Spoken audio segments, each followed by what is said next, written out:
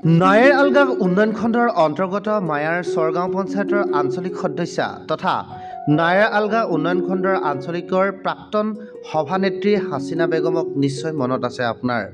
পঞ্চায়তখনত বিগত দিনত বহুতো কৰিব নোৱাৰা কাম কৰি দেখুৱাইছিল হাছিনা বেগমে।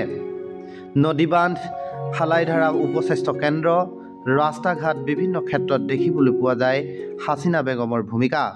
ইয়াৰ উপৰিও হাছিনা বেগমৰ আছিল দৰিদ্ৰ দুখীয়া মানুহক সেৱা কৰাৰ এক প্ৰবল ইচ্ছা।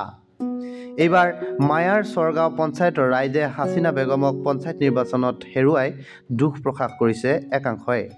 জীৱিত উপস্থিত আছোঁ মাৰ্চৰ তৃতীয় খণ্ড আমাৰ যোৱা ইলেকশ্যনত আঞ্চলিক পঞ্চায়তৰ সভানেত্ৰী হাছিনা বেগম পৰাজয় হৈছে।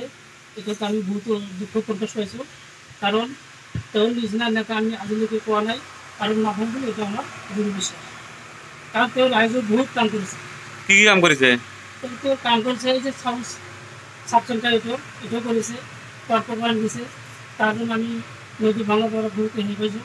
বহুত মানুহ তাত ঘৰ দুৱাৰ কৰি জীৱিকা নিৰ্বাহ কৰি আছে, বহুত উন্নত কৰিছে। তেওঁৰ নিচিনা আজিলৈকে কোনো এটা মানুহ উন্নতি কৰা নাই। তেওঁ ঈদ আহিলে বহুত ৰাইজক চেনি, চাউল, নিমখত বহুত চাবান, দাইল বহুত বস্তু দি সহায় কৰি আছে। কাপোৰ কানি দি আছে, কল দি আছে, এক্সপ্ৰে মেচিন বহুতো এক্সপ্ৰে মেচিন দি আছে। আমি এইখিনি জানি যে হাছিনা বেগম প্রতিনিধি ছিল, কাউন্সিলর ব্লক প্রেসিডেন্ট হয়েছিল, বহুত কাম কাজ করছে। রাস্তাঘাট হাতের নদীর যেটায় যে পার্ক দিছে, পার্কের রাইজের জীবির মধ্যে সহায় হয়েছে, নদীটা ফিরছে। কিন্তু আমার বিশ্বাস যে এই হাসিনা বেগমের তুলনা আর কোন নেতা হইতে পারে না, আসবো না বিশ্বাসের সেন্টারটাও হাসিনা বেগম বানাইছে। আরো গরিব কাঙ্গাল মানুষের টিন, কলকুয়া, এক্সপ্রে মেশিন বহুত সহায় সুবিধা করছে। ওই রকম আর কেউ করে না, আর করবো করা হবো না।